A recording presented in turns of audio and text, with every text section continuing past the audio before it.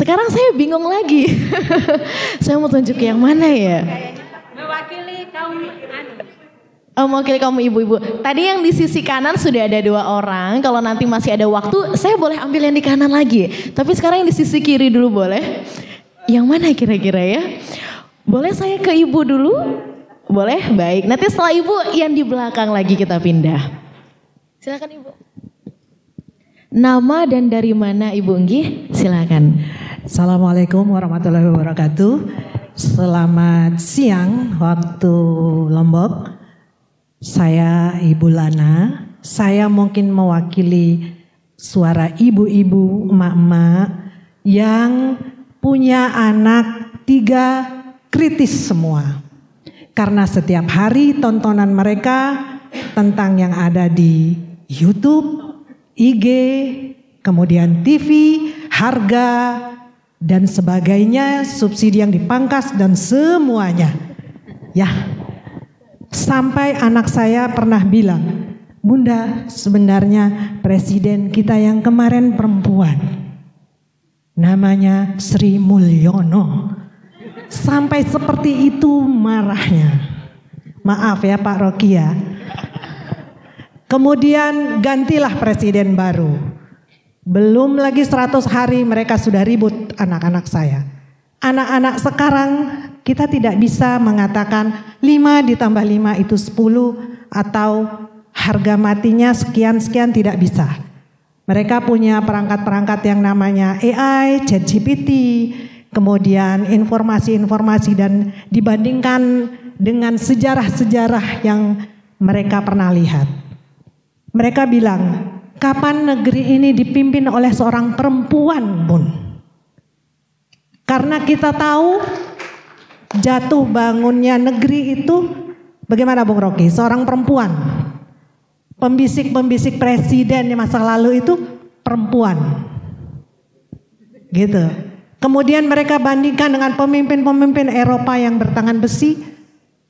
Perempuan-perempuan itu negaranya maju-maju, Bun. Kapan negeri ini punya presiden perempuan? Pertanyaan saya simpel saja. Ini titipan dari anak-anak. Menurut Bung Rocky, adakah negeri ini kemungkinan punya presiden perempuan dan siapakah dia kira-kira? Terima kasih. Assalamualaikum warahmatullahi wabarakatuh. Waalaikumsalam warahmatullahi wabarakatuh. Bung Rocky pagi ini ditembak 2 kali kayaknya. Ibu kayaknya kalau di rumah debat sama anak berasa sidang terbuka ya. Sidang terbuka, debat terbuka kayaknya sama anak-anaknya karena kritis semua. Pertanyaannya pun seperti itu. Silakan Bung Rocky, boleh langsung dijawab. Okay, after all I'm a male feminist. Jadi keperempuanan itu didasarkan pertama-tama tentu pada bentuk kelaminnya. Karena kayak kita, oh ya perempuan. Tapi kemudian kita mulai lihat bahwa di dalam tubuh seorang perempuan tetap ada ambisi kekuasaan. Banyak perempuan yang sebetulnya menganut leadership Allah laki-laki. Biasa dalam psikologi disebut Queen Bee Syndrome itu. Sindrom ratu lebah. Jadi si perempuan akan bilang begini, saya bisa jadi pemimpin. Kenapa kamu gak bisa? Kita sama-sama perempuan. Kamu juga perempuan harus bisa. Itu yang namanya, yang kita butuhkan adalah kita tapis dulu kapan dia jadi pemimpin. Kalau bapaknya penguasa pasti dia jadi pemimpin. Watak itu yang kemudian dipamerkan oleh Hasna di Bangladesh yang menyebabkan dia baru 20, mungkin baru 6 bulan, 60 hari jadi pemimpin, akhirnya dia di topple down, diturunkan rakyat. Kan kemarin revolusi di Bangladesh itu terjadi karena pemimpinnya seorang perempuan, tapi dia mengucapkan prinsip-prinsip yang patriarkis. Maka dia jatuh. Jadi seorang pemimpin diperlukan watak ethics of care pertama-tama. Yang memang itu adalah semacam insentif dalam kepemimpinan perempuan. Ethics of care. Tapi kemudian kita kontrol. Sistem akan kontrol. Anda ethics of care, tapi kalau Anda berlaku di dalam prinsip Queen Bee Syndrome, Anda adalah seorang patriarkis juga. Kan itu dasarnya. Jadi kita butuh satu inspirasi dari tradisi kita tentang apa yang disebut kepemimpinan perempuan, yaitu kepekaan terhadap keadilan. Kalau seorang laki-laki masuk di dalam dalil yang sama, maka kita sebut dia juga pemimpin dengan watak ethics of care dari perempuan. Nah, selama ini perempuan dikunci di dalam yang disebut Pandora box itu, kotak Pandora. Sehingga kalau seorang perempuan mengucapkan kebenaran, dia dianggap membuka kejahatan itu. Anda tahu cerita kotak Pandora? Pandora ini seorang perempuan di dalam mitologi Yunani yang disuruh oleh para dewa turun ke bumi sebagai hukuman. Karena kakaknya namanya Prometheus itu mencuri api pengetahuan dari puncak Olimpik. Dewa-dewa marah. Dibocorin rahasia istana oleh Prometheus yang nyuri api pengetahuan. Dihukumlah saudaranya namanya Pandora. Pandora, kamu turun ke bumi. Kami fasilitasi kamu dengan seluruh kebutuhan seorang perempuan. Pandora cantiknya itu melebihi Miss World, lebih Cleopatra. Pandora diberi baju yang sangat sempurna keindahannya oleh Paris Athena. Pandora diberi pengetahuan yang IQ-nya melebihi seluruh IQ anggota DPR oleh Hermes, dewi perdagangan sekaligus pengetahuan. Jadi Pandora diberi suara yang sangat merdu sehingga semua diva di Asia Pasifik itu langsung jadi palsu suaranya kalau Pandora bernyanyi. Diberi suara yang bening oleh Dewi Apollo itu. Jadi semua hal yang menyangkut fasilitas untuk menjadi perempuan sempurna ada pada Pandora itu. Paras cantik, otak cemerlang. Parfumnya Chanel nomor 9 itu. Suaranya merdu. Tapi dewa terakhir yang memberi hadiah pada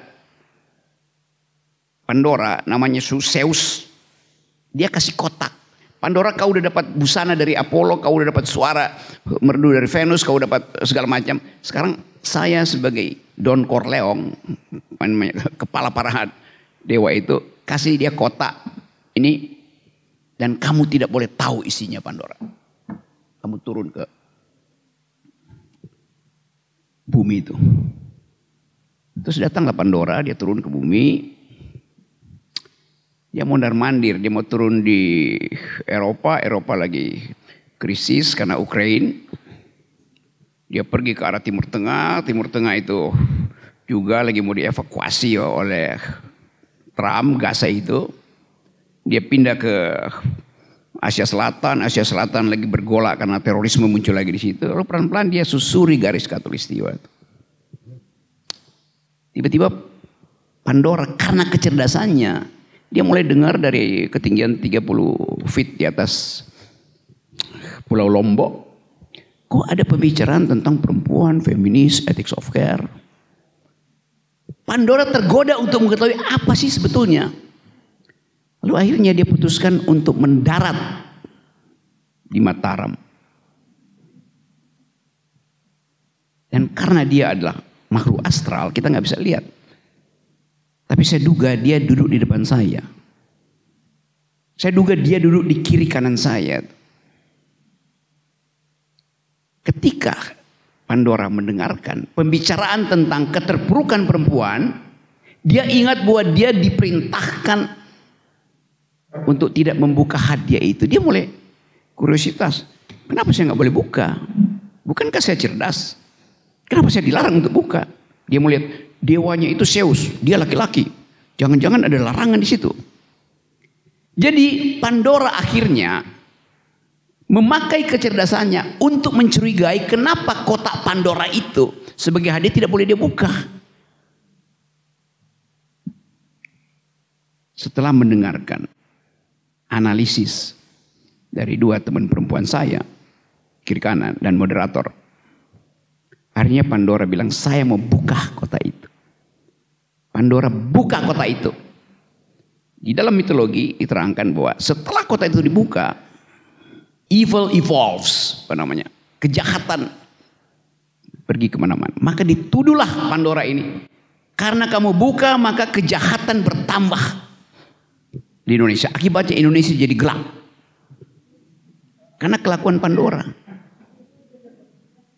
Perempuan ini dituduh lagi sebagai penyebab kekacauan. The root of all evil. Orang Prancis bilang, di belakang setiap kekacauan ada perempuan, femme fatale. Femme, perempuan, fatal, pengacau itu. Jadi bayangkan, bahkan di dalam mitologi, perempuan itu yang berupaya untuk mengeluarkan pikirannya. Pandora tidak membuka kota itu pakai obeng, pakai tang, atau pakai besi yang panas. Pandora membuka kotak itu dengan kecerdasannya karena kuriositas dia. Karena dia curigai, kenapa saya nggak boleh buka? Jadi apa sebenarnya yang dibuka oleh Pandora? Persembunyian patriarki. Itu yang dibuka oleh Pandora. Dan percakapan kita hari ini adalah membuka kotak Pandora yang diselundupkan oleh kekuasaan, sehingga kita ragu untuk mengatakan I am a feminist. Jadi kita berterima kasih pada Pandora karena Pandora membuka kotak itu dengan pengetahuannya. Dan di dalam kotak itu bukan amplop, bukan BLT, bukan tabung 3 kilogram.